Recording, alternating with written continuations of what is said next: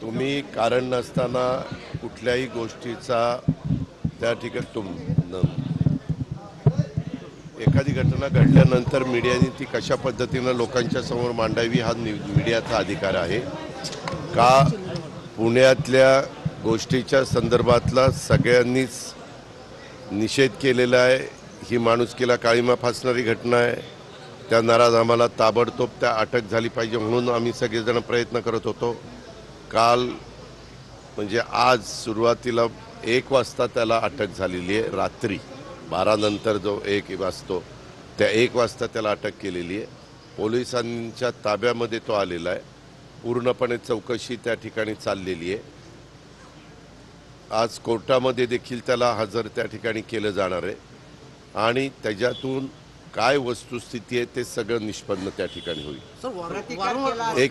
एक अरे थांबा रे बाबा, त्यामध्ये पहिल्यांदा आता कुणी तुम्ही अमुक असा म्हटला तमुक तसा म्हटला असं काही मला विचारू नका।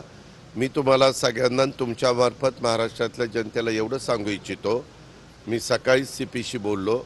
सीपींनी मला सांगितलं की त्यांना 1 वाजता ताब्यामध्ये घेतलेलं आहे आणि त्याची चौकशी चालू आहे। चौकशी चालू असताना कधी कधी काय होतं, उत्साहाच्या भरात मीडिया हा इकडं गेला हा तिकडं गेला, टी व्ही तर सगळ्यांनाच दिसतात। वास्तविक अशा प्रकारच्या काही बातम्या ह्या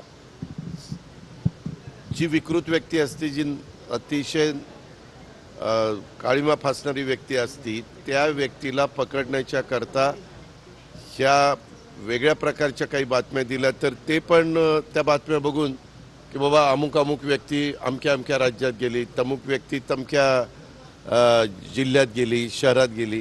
ह्या खरं तर काही थोडंसं तारतम्य हे सगळ्यांनी ठेवलं पाहिजे। आम्ही राजकीय लोकांनी पण ठेवलं पाहिजे आणि त्याच्यातून जो दोषी आहे त्या दोषीला पकडण्याच्या करता ह्या बातम्यांचा उपयोग त्याला आणखीन स्वतःला लपवण्याच्या करता होता कामा नये, ही पण खबरदारी आपण घेतली पाहिजे।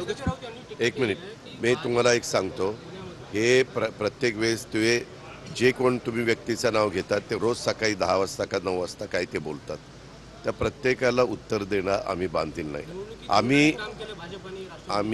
आम्ही काय झालं त्याच्या संदर्भामध्ये जर काही तक्रार असेल, जे गुंड असतील त्यांच्या नावानिशी तक्रार दिली तर पोलीस चौकशी करतील। चौकशी चाललेली आहे। तुम्ही फक्त तो फरार तो इकडे गेला तिकडे गेला असं जरा दाखवायचं बंद करा।